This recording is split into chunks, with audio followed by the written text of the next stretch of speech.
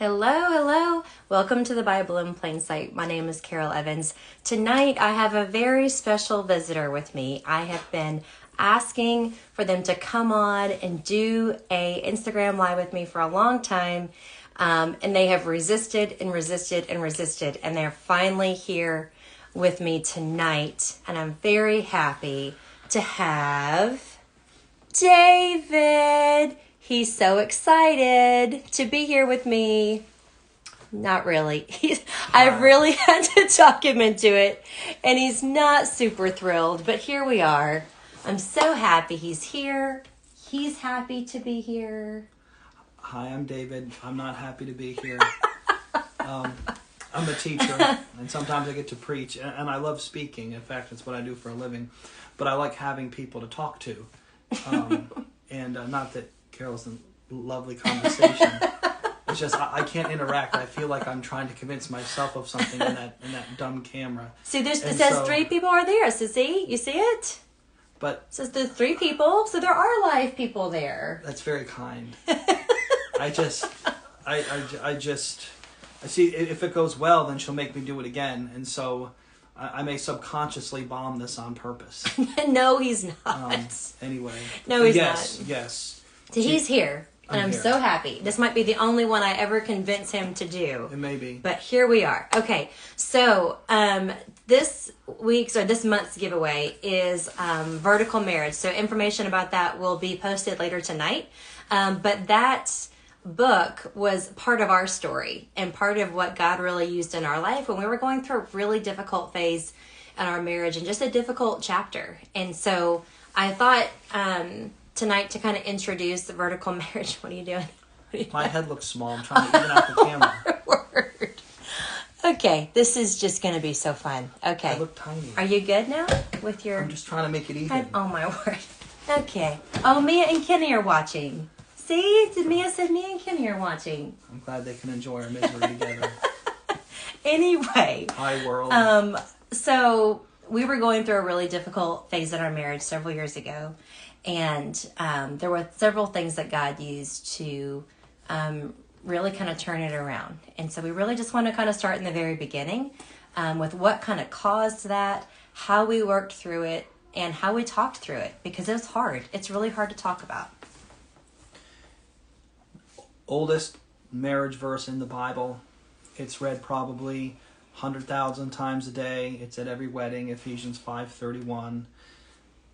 For this cause shall a man leave his father and mother, and shall be joined unto his wife, and they two shall be one flesh. And so when we were married, we were supposed to become one.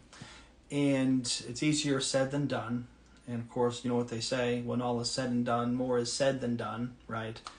But what happened is in our marriage, we became two. And it wasn't on purpose. We didn't realize it was happening. And the best word for it is drift. Mm-hmm. We were drifting. Mm. And it was, like I said, it wasn't intentional. And you never realize that it's happening. And I think it's because of the part of it was because of the circumstances in our life. We have... for me, it seems like there's hooks in my life, in my heart, in my head. My job is a hook. My children are a hook. My wife is a hook, a big one. And then you have your friends. You have your church responsibilities. You have duties to your family and extended families. And usually in life you get 1 or 2 yanks at a time, like with the hook. Like, oh, there's a big problem at work, or there's a big problem with the family. Or you might be moving, or you might be changing jobs. Well, it seems like at this time in our lives, every single hook was pulled at the same time. Like everyone just yanked it at the same time. And I always assumed that some of the trouble we were having in our marriage, or just the distance, the difference, was because of the circumstances. And I thought as soon as these circumstances get better, things will be fine. But that's really not the way it's supposed to be. These things should bring you closer together. I used to go to my grandmother's place down in Naples. She had a place right there by the ocean. And I remember going out on one of those little play rafts just to float in the water. And I remember looking up at the building, and I did not feel wind. I didn't feel current. But So I thought, I'm not going anywhere. Well, I just relaxed for a few minutes and I looked up, and before I know it, the building was way far out of sight. The current took me and I had no idea. And so that's the idea of what happened to us. And the sad thing is we didn't even realize it was happening, but it was pretty serious. Yeah, it was. I think that there was a time when it felt like at work, everything was going so well. And at work, it wasn't like anything bad happened that caused the drift for us. It was just a steady over time, like he talked about, with growing apart into two separate people. And it felt like at work I had this thing that was going really well. And the team was growing. Everything was just going great. And then I felt like I came home and everything was always tense. And it just felt like anything I did at home, I did wrong, and the kids were at a really, really tough age. Eli was a baby, and it felt like, I couldn't keep up with all the laundry. I couldn't keep up with the house, that everything was always, I just felt like everything I did, I wasn't doing it right. I wasn't doing it enough. And it was just really hard. It was tense. So at work, it just felt like everything was going so well. And at home, everything wasn't going so well. And so when I came home, anything that happened, I feel like I was naturally more defensive because I was already insecure about the stuff that I had to do at home because it felt like I was doing it wrong. And so my perception was, I'm terrible at this. I'm not doing a great job. I'm doing a really good job at work. I should just focus on that because at least I'm good at that. And at home, it just felt like I wasn't doing that very well. And it was hard. And it was hard to talk through. Yeah, I think and you felt whenever I would get defensive or upset about something at home, I think you had a different perception than what I had about that. During that time, I remember saying very often, just hold on, things are going to get better. Yeah. I was trying to create a better situation for us by circumstances. Yeah. And we were also speaking in code to each other. I used to say something, and it was a kind of a joke that I heard from a pulpit years ago, and it was said, I told my wife if she ever leaves, I'm going with her. So I used to joke with Carol, if you ever leave, I'm going with you. Of course, when we're newlyweds, that's funny. When your marriage isn't doing well, it's no longer funny. Yeah. Because what I was trying to say to Carol was that I love you, we're going to get through this, and I'm committed to this relationship. But Carol understood it a different way. Yeah, so when he would make comments like, well, it's not like we're ever going to get divorced, or it's not like there's actually a real problem here.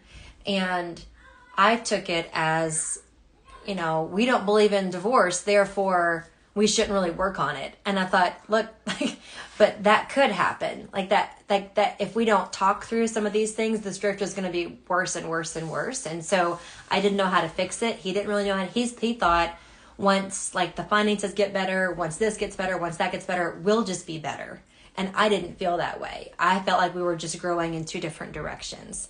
And so when he would make comments about, well, it's not like we're actually going to get divorced, I would take that as, well, this is as good as it's going to get. We're not actually going to work on our marriage. Our marriage will just eventually get better.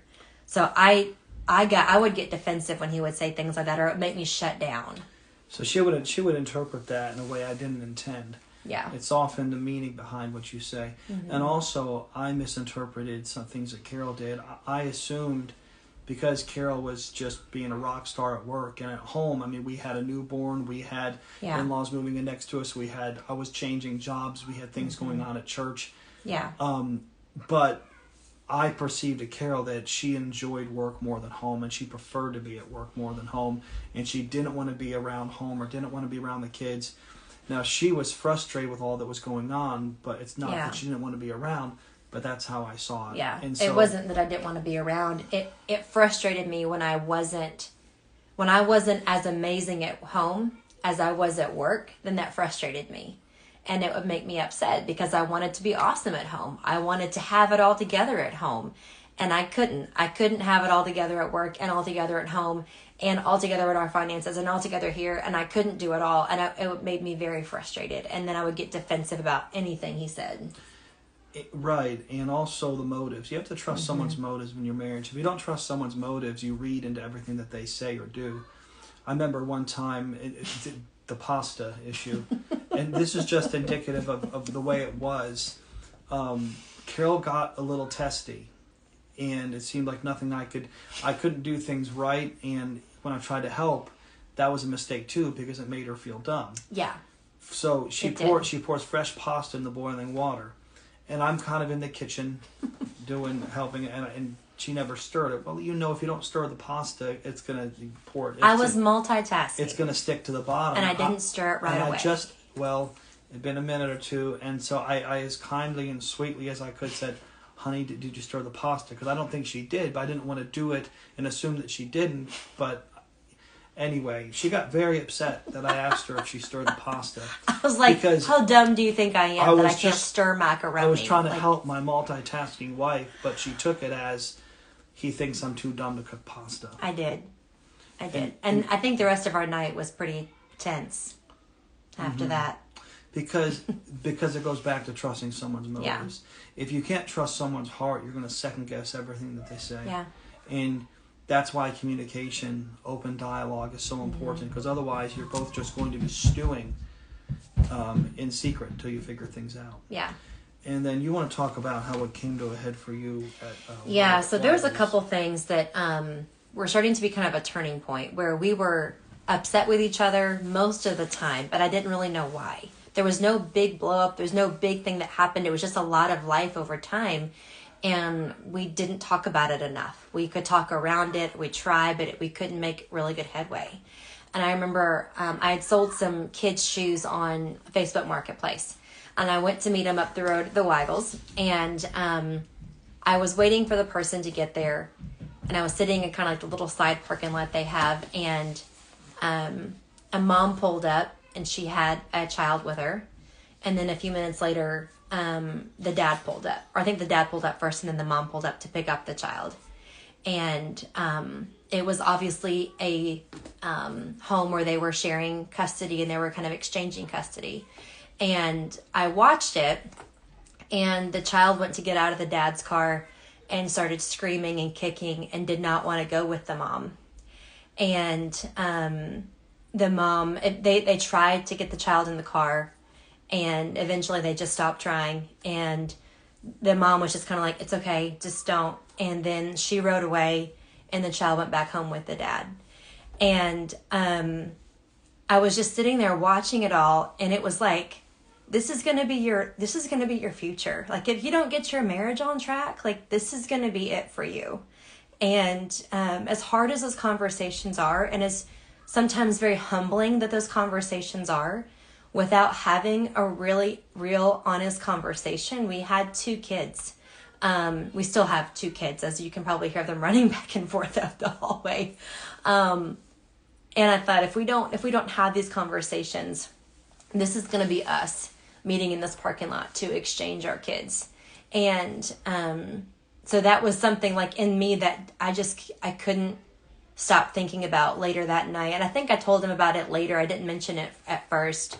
And then just a few weeks later, like, it all kind of just happened in order where I saw that, and that image just stayed with me for a long time. And then we were at our church that we went to at the time. One of the kids was sick, so David had stayed home with them. At the time, I was singing in a praise team at our church. And so I went to church. David stayed home with the kids. And there, in our couples connect group that we were in, they were doing this series on vertical marriage that we are doing our monthly giveaway on.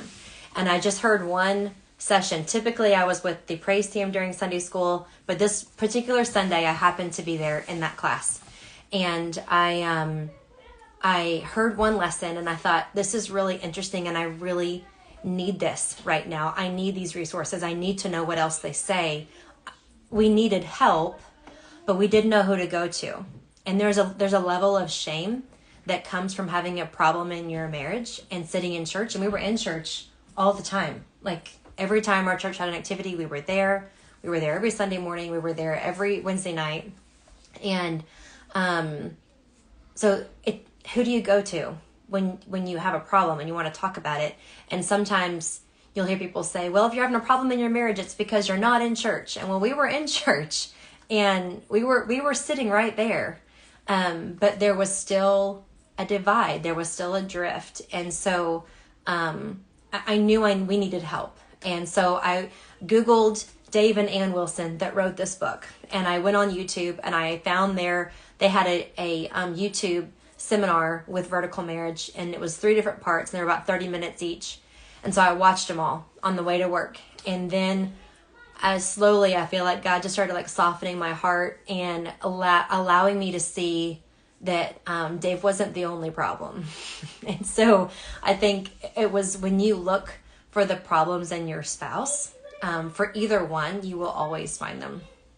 And if you look for the things they need to do better, you will always find them. And I started to try to, instead of looking for the things that he was doing wrong, tell him what I appreciated that he was doing right. And that 3-part series really, really helped me. So I watched it, and then I gave it to Dave. I would send the videos to Dave. He watched them. In there is where they talk about Tim Keller's book, The Meaning of Marriage. And so we bought The Meaning of Marriage, and we read that separately, and then we would talk about it together. And before that. Yeah. Well, we did that kind of I watched that series on YouTube, and then read that book, and we didn't know who to go to. We didn't have like a counselor or someone in our life that we felt like we could talk to. We didn't want to go to family because that's awkward, and then they tend to take sides and get involved, and we didn't want to do that. And so my family would take her side, and Carol's family would take my side. That's probably true. Anyway, as I was saying, I made a mistake. You always tell me not to pick my scabs. Well, I've been picking a scab. Oh no, Dave! Bleeding. No, don't do that. Well, it's not bleeding yet, but okay, don't do that. No. But it makes me feel better. No, don't. That's really gross. Don't pick your mosquito bite. Can I at least bite my nail? No, don't do that either. Okay. Anyway, so yes. What were we talking about? Oh yes. We didn't read the book yet. So Carol had that turning point when she mentioned seeing where we could go. And for me, Carol came home and asked to rate our marriage. Mm-hmm. And this was before we read the book. Mm-hmm. And she said... Yeah, I forgot about that. Yeah. And so, we got to circle back up just a minute. Yeah. And I wasn't going to do... I knew it wasn't great. So I went, but I didn't think it was rock bottom. But I when your wife asks you that, don't expect a high number. Like, come on, 9.5, come on, no. Yeah, I think I asked you from 1 to 10. With from 1 to 10. 10 being the highest. So I think I said 5. I probably felt like I think you said like 6. No, I said 5. I think you said 5. I said 5. It might have been 6. I think it was 5. And Carol said 2. Yeah. To me, we were at a 2. Like we were there where mentally, emotionally, I was at a 2. Part of that was because she was carrying a lot of the frustration internally, and there's a lot of like microaggressions where she would just exhale or be frustrated. Sometimes, many times, it was legitimate. But then there were some times when I thought, wow, I've done nothing. But I wanted you to like read those signals and know why I was upset. Guys aren't good at that. Yeah. We can, and he didn't. He didn't know why. We can track animals in the woods. We can read and interpret things, but trying to figure out how God put these things together, it's just about impossible. That's why we need the Holy Spirit. Anyway, so for me, she asked me to read the book for a while, and she got the book, and the difficult thing is, I think academically we knew things that we should do, but for a guy, the hardest thing is recognizing that there's a problem. And having Carol could just come out and say that and say, I'm at rock bottom, that was plain English for me. And that's why open communication is important. You cannot just suppress things. Now, you don't want to just unload on someone every day, but when something's really bothering you, you cannot assume that they know, because then you assume that they know, and then you assume that they don't care because they're not acting on what you think they know. So that was kind of a wake-up call for me when she gave me that rating or our rating, I'm like, okay, we do need to do work. Yeah. We even talked about getting a counselor, and we even just kicked around different ideas for that. Yeah. But the turning point was two things. We needed time together. So our 10-year anniversary was coming up. Yeah. We decided to schedule a trip where we could just get away. And also, it was when I began to read the book. Even though... So this was like the year before that 10 years. So it was like that year, I don't know, 9 to 10 was probably when it really started and was hard.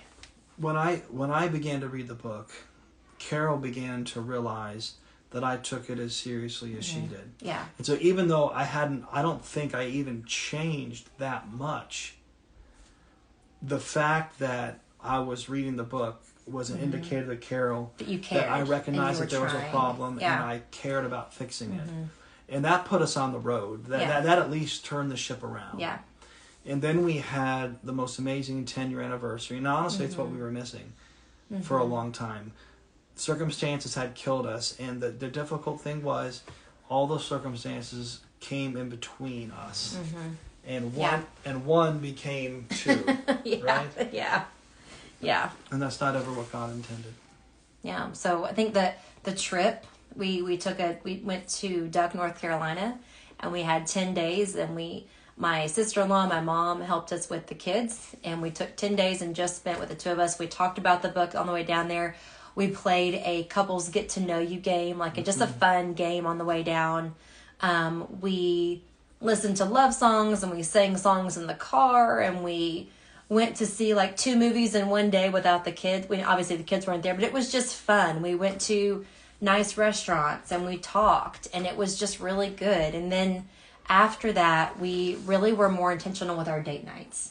That was a big deal. 3 things I think helped turn it around for us. It was time together, it was talking, and it was togetherness. Yeah. And I think if we had been more intentional, Carol loves that word. I do love that word. All along the way, even with those circumstances killing us, we would have been much better off. But we were not getting date nights. And the change we made, like Carol said, was we began to be intentional. She would plan a date night for me. Then I would plan a date night for her. Yeah. And then I would still let Carol do it because she did such a good job. But I would come up with the idea.